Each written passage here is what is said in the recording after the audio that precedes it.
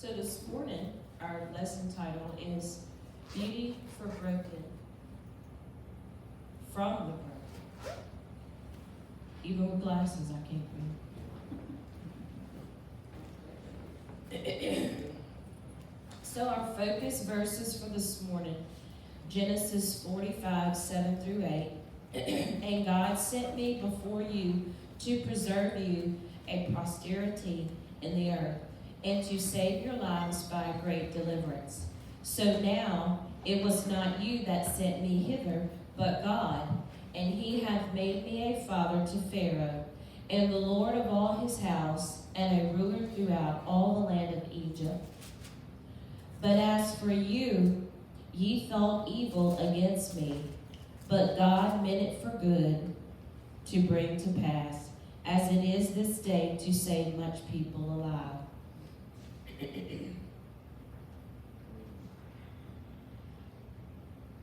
Up in Canaan, the famine began pinching the food supply of Jacob's family. Crops were failing, emergency stores ran low, and before long they were facing the very real prospect of starvation. But somehow, probably from travelers or traders, Jacob learned there was grain in Egypt. So he sent his 10 eldest sons south to buy food for the family. Like a skilled author, God was drawing the strands of the story together. Tension mounts for the reader as we see that Joseph and his brothers are on a collision course. What will happen when they meet now that the power of dynamic has been reversed? Joseph was royalty in Egypt. His brothers were commoners and strangers in the land. 13 years had elapsed between this moment and the time that Joseph's older brothers had thrown him into a well and sold him into slavery. Joseph was no longer a lad of 17. He was a man in his 30s, and by now in the prime of his life. Where once his brothers had stripped him of his coat of many colors, now he was dressed in the finest linen of Egypt and decked in gold. Where once he cried out to his brothers from the bottom of a pit, now he is standing over them in regal glory. The transformation was so complete that Joseph's brothers did not even recognize him. They bowed before him, just as his dream had foretold when he was young. But rest assured, he recognized them. It seemed Joseph was undecided at first about what to do with his brothers. He did not reveal his identity to them. Instead, he decided to test them to see if they had changed inwardly over the past 13 years. First, he accused them of being spies and held them in prison for 3 days. Joseph then sent his brothers on their way, all except Simon, whom he bound and put back in the prison as hostage until they brought back Benjamin, Joseph's younger brother. They returned home with grain for their family, but Jacob refused to even consider sending Benjamin to Egypt. Eventually, the grain they had first bought was gone, and Jacob reluctantly sent them back to Egypt with Benjamin. This time, Joseph received them rather differently. Instead of putting them in prison, he freed Simon, took all of them back to his house, and ordered his servants to prepare them a feast. The next day, Joseph sent them on their way, but he told his steward to hide his silver cup in the mouth of Benjamin's grain sack. And no sooner had they started on their journey than he sent the steward pounding after them and accused him of stealing the cup. Whoever had stolen it would be Joseph's slave. When it was found in Benjamin's sack, the other brothers' reaction was telling. Where once they had willingly sold Joseph to be a slave, now the very prospect of losing Benjamin to such a fate was horrifying to them. They rent their clothes, a sign of deep grief and mourning, and returned en masse to face Joseph. There, Judah offered himself as a slave in the place of Benjamin, pleading for mercy for the sake of their father. They had truly had a change of heart. Some might think it was cruel of Joseph to play such mind games with his brothers, testing them to see if they had changed. It is an interesting what-if scenario to wonder what Joseph would have done if it had turned out his brothers had not changed in the intervening years. But the fact is, all of them had changed over that 13-year period, Joseph included. Just as Joseph put his brothers through tests, so he too had been tested and tried. He was no longer the naive teenager who delighted in bragging to his brothers, his father, and mother about his dreams. He had been thrown into a pit, survived the slave march to Egypt, risen and fallen in Potiphar's house, languished in prison, and ascended to the palace. Even at this moment, with his brothers completely within his power, Joseph was being tested. Had he changed through all he had been through? And if so, had he changed for the better? Imagine for a moment that you are Reuben or Judah or one of the other brothers. What are you feeling at that moment? Joseph sees they have had a change of heart, but they do not know how the years have changed him. They probably were expecting the sword to fall, dumbfounded. They could not even reply to his question. They were troubled at his presence. Genesis 45, 4-5. And Joseph said unto his brother, Come near me, I pray you. And they came near, and he said, I am Joseph, your brother, whom ye sold into Egypt. Now therefore be not grieved nor angry with yourself that ye sold me hither, for God did send me before you to preserve life. Notice how carefully and kindly Joseph approached this reunion with his brothers. First, Joseph prayed them to come near to him. He was not demanding, and he did not push them away. Many hard conflicts could be resolved peacefully if we follow this example. Addressing an issue face to face and with kindness is so much more effective for resolution than lashing out for an impersonal distance. Next, Joseph reassured his brethren of all their relationship. I am Joseph your brother, but if Joseph's words, I am Joseph your brother, lifted their hopes, his next words would probably send them crashing down. He finished by saying, whom ye sold into Egypt. Joseph had not forgotten, and he did not ignore the so-called elephant in the room. He brought it right out in the open immediately. Nothing can be healed until it has been brought out in the open air. If an issue is causing conflict, it must be addressed. But rather than getting hung up on the harm his brothers had done, Joseph willingly forgave what they had done and focused on the good God had brought from it. This kind of conflict resolution, of course, can only work by the grace of God. As the English poet Alexander Pope once wrote, to err is human, to forgive divine. Without God, Joseph would have likely executed a fearful revenge on his brothers for what they had done. Slavery, torture, and death were all within his power, and some would agree within his right. But instead, Joseph chose to forgive.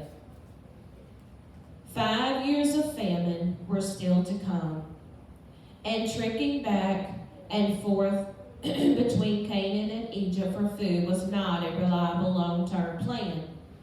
Instead, Joseph sent his brothers home with food, wagons, and provision for a journey to bring their father Jacob and all their family to Egypt to ride out the famine. God's plans are greater than our plans.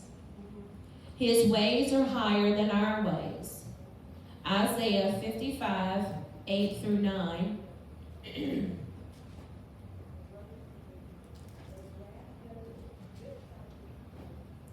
I want to read the whole thing. It just says just a little bit of it.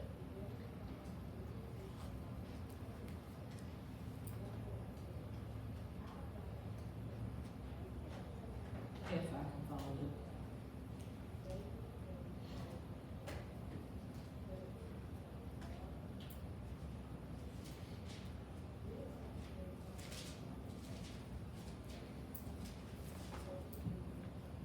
Isaiah 55, 8 through 9.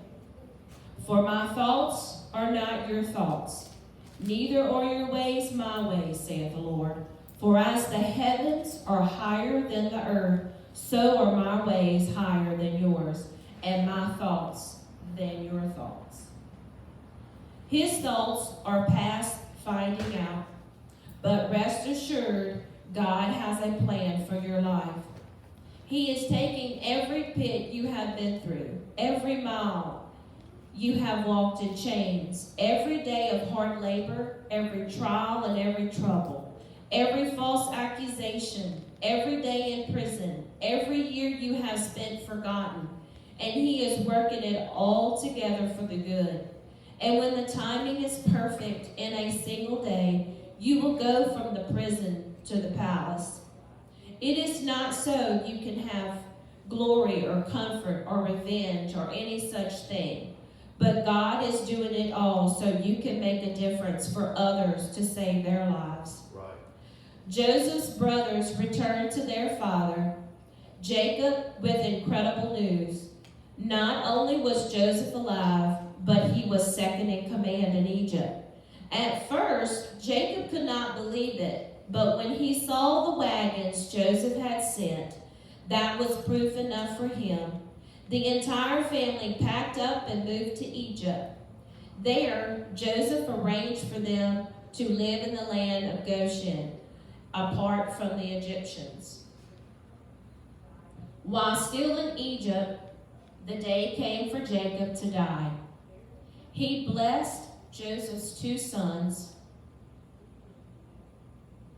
I'm not even going to try to say their names. Because I just cannot pronounce that. It's Manasseh. Is that how you say it? Okay. And Ephraim. Then Jacob gathered the rest of his sons around his bed and prophesied around them and blessed them. When Jacob died, Joseph had him embalmed in Egypt. And then all Jacob's sons traveled back to Canaan to bury him in the cave of Machpelah. We're going to say that. It's probably wrong. Alongside of Abram and Sarah, Isaac and Rebekah, and Jacob's own wife Leah.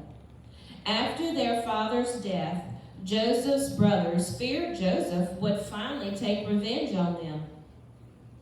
The brothers sent a message to Joseph, saying that Jacob wanted him to forgive them.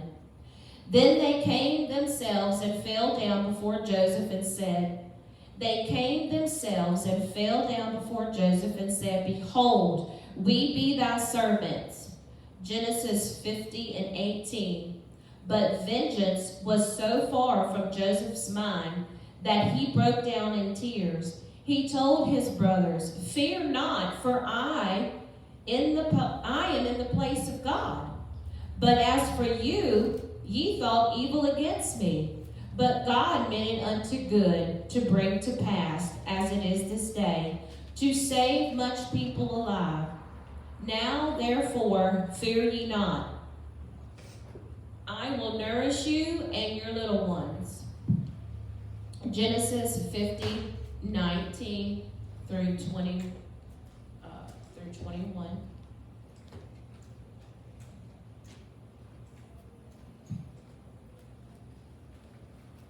And Joseph said unto them, Fear not, for I in the place of God, but as for you, ye thought evil against me, but God meant it unto good, to bring to pass, as it is this day, to save much people alive. Now therefore fear ye not, I will nourish you and your little ones. And he comforted them and spake kindly unto them. When the devil intends to use to destroy you, God can reshape into something powerful and good. The devil sees an addiction to drugs, alcohol, or pornography tearing your life apart. But God sees deliverance, a testimony, and a chain-breaking ministry. The devil may have brought sickness, ability, or the death of a loved one. He hopes tragedy will crush the life out of your faith. But God sees an opportunity to give you more grace, to pick you up and to wrap his arms around you and to carry you.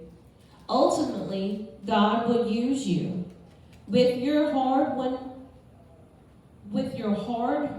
empathy to reach out to someone else who was going through the same thing you went through. We all have our brokenness in us. Brokenness is part of the human condition. It comes from our failing nature, from the consequences of sin, and from our own imperfections. But brokenness is not the end. Brokenness gives God an opportunity to flow in our lives. He picks up the shattered pottery pieces, submerges us in his spirit to soften us and make something beautiful out of our lives again. There's a little story in the book that goes with the lesson.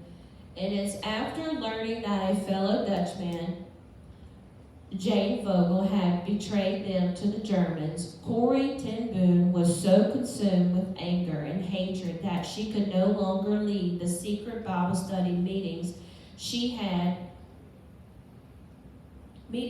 and her sister Betsy had been leading in their prison barracks. She sat at her workbench, working blindly on German radios. She grew ill. She tossed and turned at night. Meanwhile, her sister Betsy seemed perfectly fine. Finally, Corrie burst out to her one night. Betsy, don't you feel anything about Jane Vogel? Doesn't it bother you? Betsy replied, Oh, yes, Corrie, terribly. Betsy went on to say that she prayed for him every time his name came to mind. How dreadfully he must be suffering, she said. Convicted, Corrie pressed her face into her straw-stuffed mattress and prayed for forgiveness for the murder in her own heart, which she realized was a sin as bad as anything Jane Vogel had done to her. She prayed blessings on him and his family, and that night, for the first time since she had learned his name, she slept peacefully. Corrie ten Boom didn't know this was the first step into letting God take her brokenness and make something beautiful. She did not know that she and Betsy would touch untold lives with the gospel in the midst of the horrific cruelty of the concentration camps. She did not know that after the war, she would take down the wire, repaint the barracks a spring green, and transform a German death camp into a place of healing for Germans left homeless by the war. She didn't know that one day she would turn her own home, once a hiding place for Jews, into a refuge where Dutch people who had collaborated with the Germans, just like Jane Vogel, could find forgiveness and begin allowing God to put their lives back together. Today, will you lift up your brokenness to God? Why do we so often clutch those jagged shards to our hearts when they only cause us pain? Why not see what God can do? God can do if you symbolically raise your hands as if lifting those broken pieces to Him. And we all have those situations in our lives where we've had things happen to us, we've had people do things to us, but we have to take those experiences and we have to give them to God. And God takes those broken pieces and turns them into something good.